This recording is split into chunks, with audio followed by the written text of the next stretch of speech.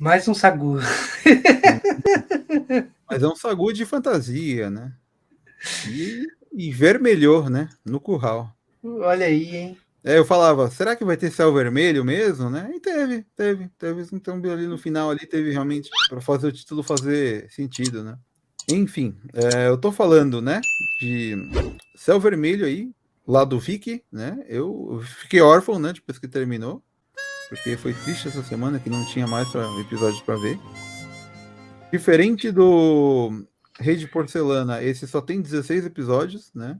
É mais curtinho, tal. Mas ele tem essa vibe diferente. Aí a gente já. Eu até já comentei aqui no canal, eu já tinha feito a indicação desse K-drama. Eu falei dos 2 primeiros episódios ali, do que se passava. E agora eu vou comentar o restante aí. Eu vou tentar não dar spoiler, porque né, estraga aí a diversão de quem não viu.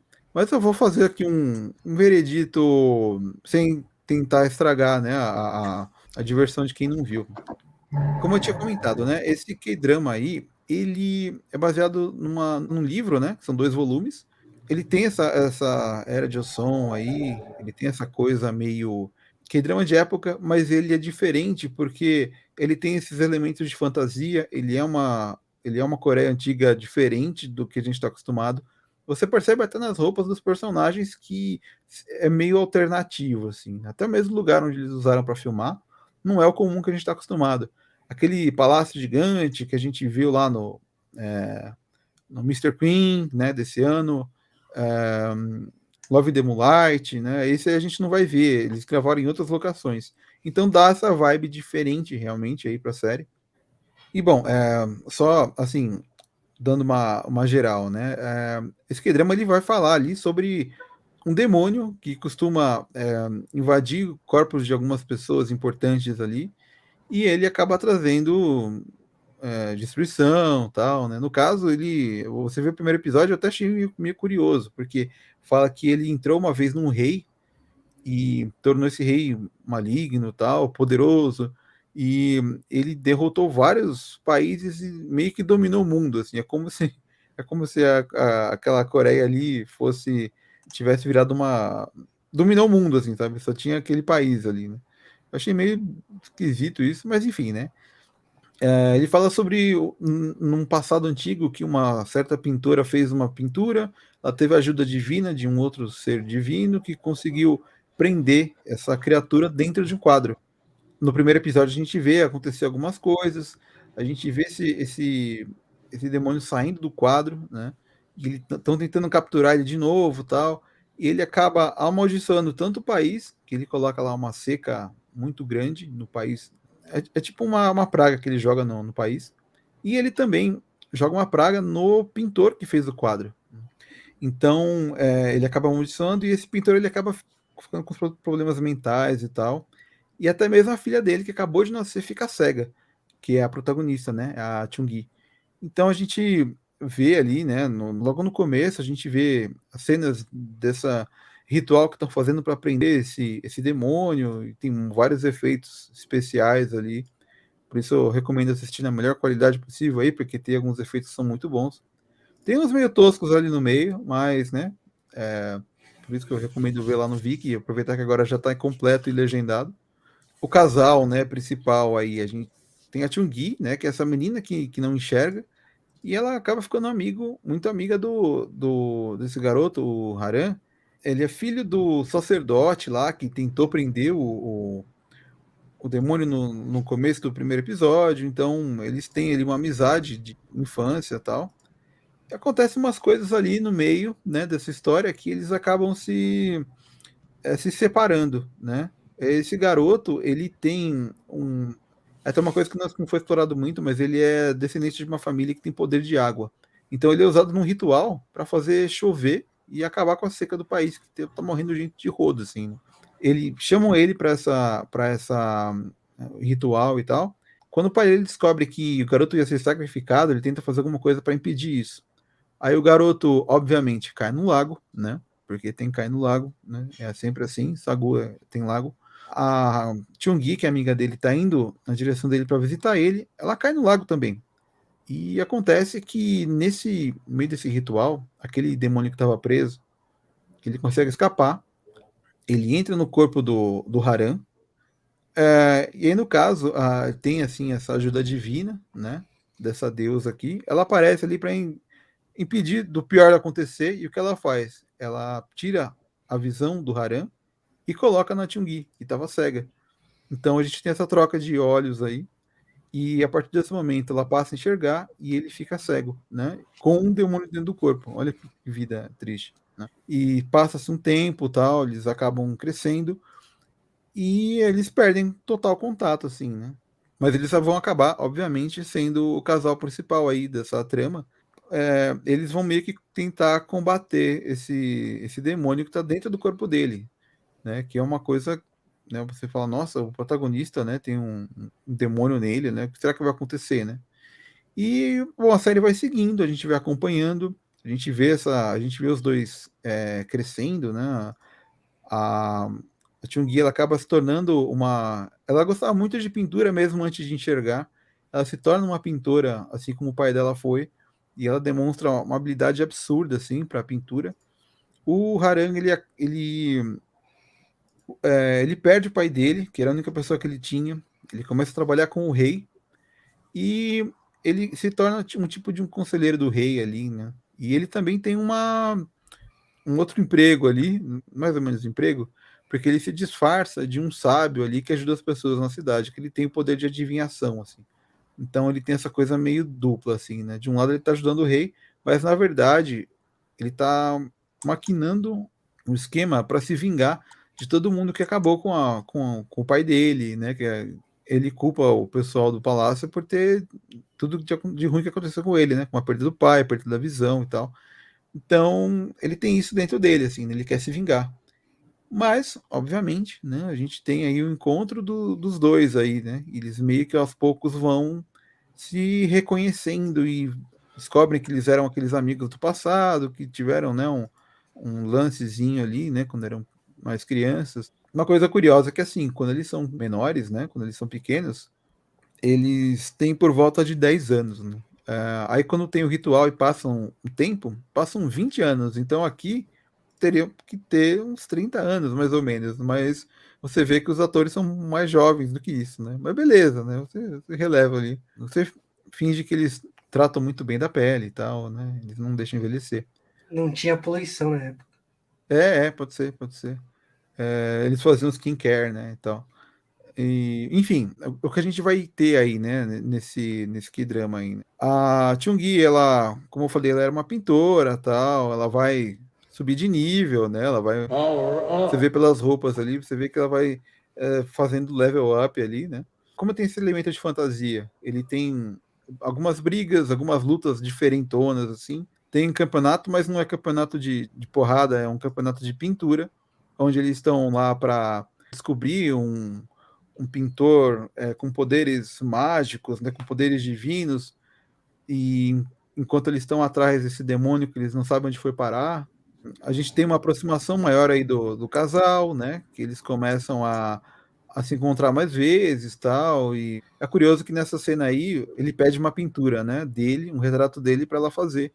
E eles vão ali num riacho, tal, ela começa a pintar e aí sempre que mostra ela pintando, né, aquele desenho bem feito, assim, né, que tá dando uns retoques, assim, né. Aí a atriz no Instagram postou uma foto dessa cena aí, tipo, quando ela tava desenhando, ela fez um bonequinho mó tosco, assim, sabe? Tipo, não era o que aparece na série, sabe? Se você pega a imagem, o retrato que aparece na série e o que ela tava rabiscando pra fingir que tava pintando, é um negócio mó tosqueira, assim, sabe? Mas, enfim, né? Não, parece um pouco até, parece um pouco, cara. Isso aí são cenas de bastidores, né? Pra não estragar aí a série. Tem ventiladorzinho, né? Pro pessoal lá, porque ficar com essas roupas aí deve ser foda, né? De gravar no calor, né? Esse ventilador não vai refrescar, desculpa.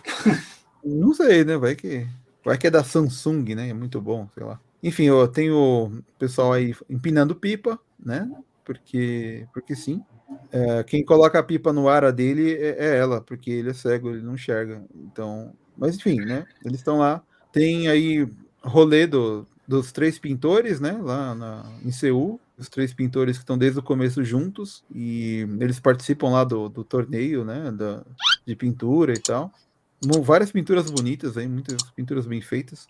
No caso, a protagonista, a atriz, ela. Eu tinha comentado já, né, que o hobby dela é pintura, então isso ajudou um pouco o personagem a fazer as coisas de pintura ali e tal.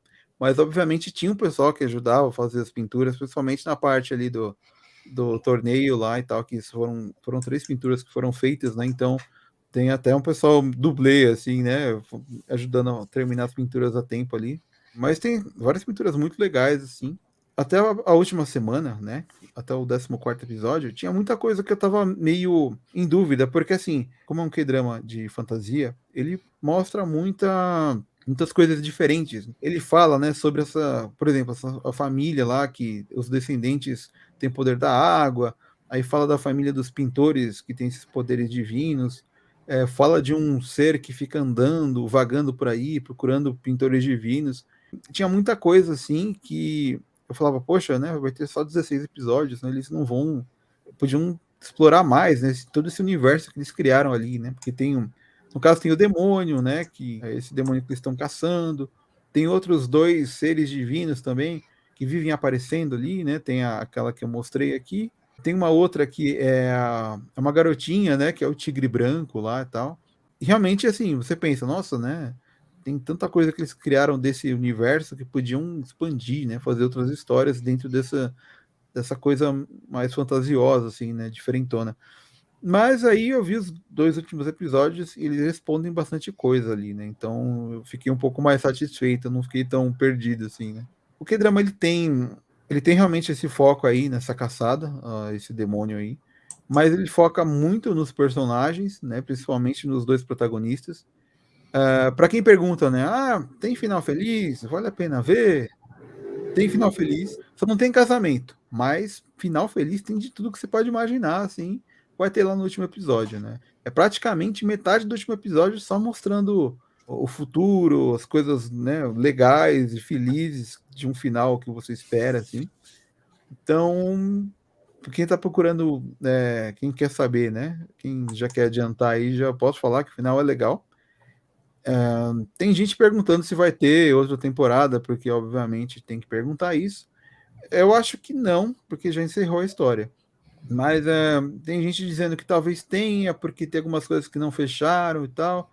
Mas isso aí é coisa de personagem secundário, né? A gente tem na história também 2 príncipes, né, que estão meio que brigando pelo trono ali. Esse é um dos plots que não vai fechar 100%, assim, né? Mas não sei se falar só sobre eles e teria alguma. Daria para fazer mais 16 episódios, sabe? Eu acho que não teria como. E você precisa ver, assim, até onde vai o livro, né? Porque realmente eles deram uma boa enxugada aí, né? Porque são 2 livros, né? 16 episódios, né? Realmente deve ter muita coisa que eles deixaram para trás ali, né? Mas só se, sei lá, fizerem um spin-off aí com outro personagem e tal. Mas eu não acho que. Não acho que seria tão fácil de acontecer isso. E também porque, assim, os personagens, eles têm 30 anos, né? Durante o K-drama. Com a passagem de tempo que tem no final, eles teriam 35 anos. E eu acho que não combina eles, né? Com um cara de 35 anos. Teriam que trocar os atores aí pra, né? Pra deixar um pouco mais, sei lá, mais realista, assim, né? Mas é isso, assim, eu curti, eu achei bem diferente, né, dos outros sagus aí que eu assisti. Eu tinha comentado que o Rei de Porcelana é meio padrão, esse aqui foge bem, assim, do padrão, principalmente por ter efeitos especiais, ter magias e umas coisas meio de anime, assim, no meio, sabe? Ele realmente ele difere, né? É outra, né? Outra vibe, né? Ele é o terceiro aí, né? Eu esqueci o nome do escritor. É Ju Wan Tuan, o nome dele. Então a terceira obra dele, livro que foi adaptado para K-drama.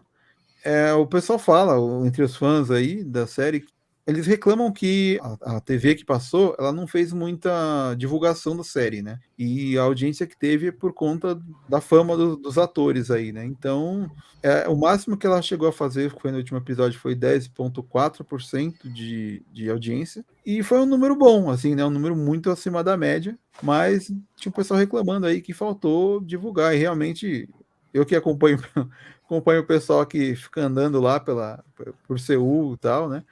Você vê o pessoal andando e você vê assim, tipo, sei lá, em ponto de ônibus, em táxi, em cima do prédio, para tudo quanto é lado você vê lá Round Six, você vê My Name, coisas do Netflix, né? Você, no metrô, assim, um monte de propaganda, telão e tal.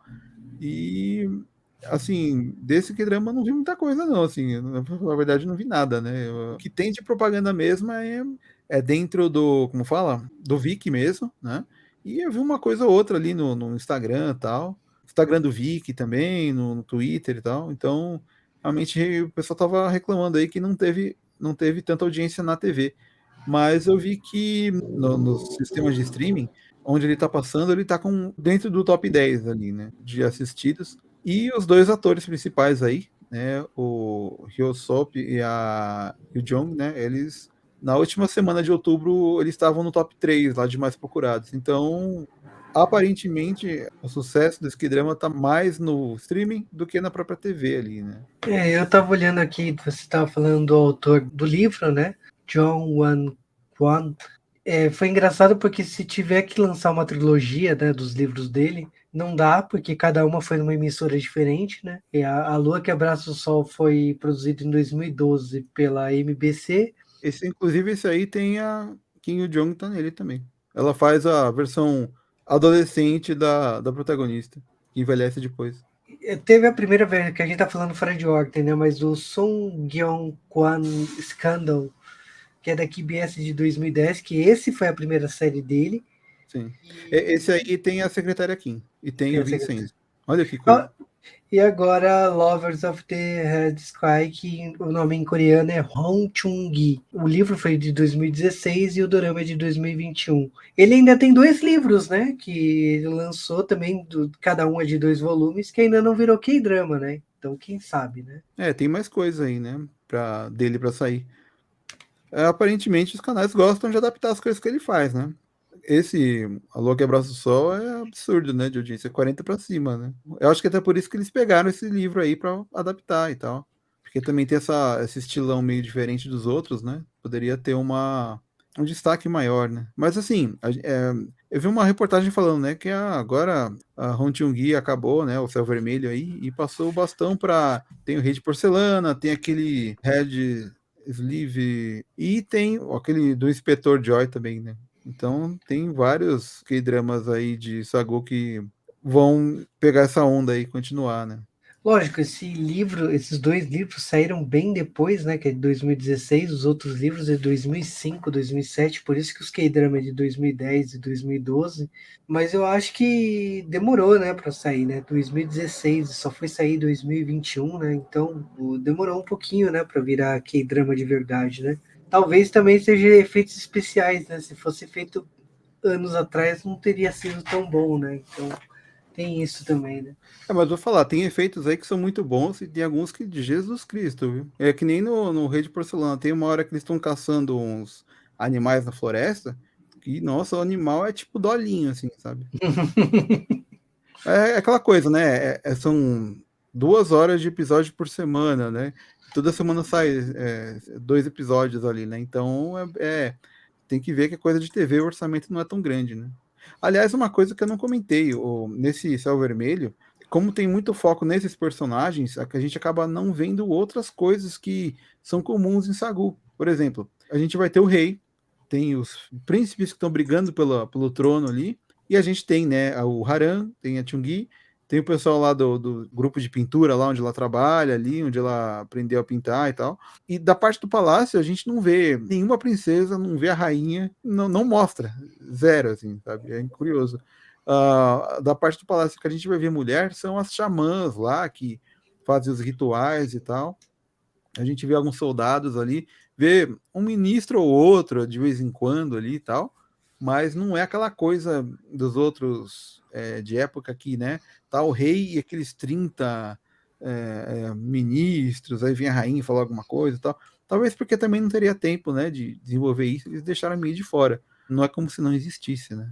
E até, né, por isso que um dos príncipes está ali, né, faz um triângulo amoroso, ele fica interessado na Chun-Gi, mas, obviamente, ele é secundário, né, então não shippem errado, né. como muita gente faz. Mas enfim, não tem rainha querendo trocar criança, não tem rainha querendo engravidar porque o rei tá nas últimas e precisa de um herdeiro, não Não tem tem. rainha com chefe de cozinha dentro dela. Exato. Então, não tem zumbi, graças a Deus. É uma boa série. Eu acho que você já tinha falado semana passada da polêmica do último episódio no Vic, né? Dos efeitos especiais. Sim, que saiu E sem efeito, né? saiu sem o acabamento final. E eu acho que vale aí, vale pela atriz, vale por ser Sagu, vale pela originalidade, né? Porque eu acho que toda vez que você foge um pouco do clichê, vale a pena. E tá na minha lista aí, né? Eu lembro que quando eu entro no Viki, sempre piscava e agora aparece quando eu entro no Viki a série como encerrada, né? Que ela terminou recentemente. Então eu acho que vale aí a vibe e vale acompanhar agora no momento, né? Assim, eu, por exemplo, gosto de assistir série de maratona. Agora que acabou, é muito melhor para você maratonar, né? Sim, verdade. Eu vi legendado, alguns episódios eu vi por fansub, né? Porque demorava um pouco para sair no Viki, mas tinha uma legenda lá que eu achava meio esquisita, assim, tipo, o pessoal tava traduzindo no Google Tradutor. Mas tinha a legenda que tá no Viki é boa, assim, tá bem certinha, assim, né? Não ficam chamando a Chong-Gi de pintor, não falam que ela tá cansado, sabe? É muito estranho. É foda, né?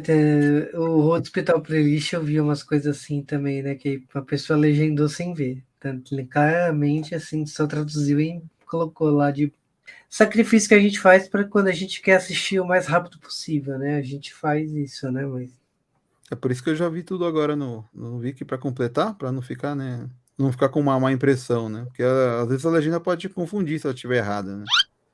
Mas acho que é isso aí, né? Ó, uma imagem aí dos dois. Parece até um espelho, né? Tipo, as garotas de rosa, o cara de azul. Acho que foi a Damares que fez essa imagem.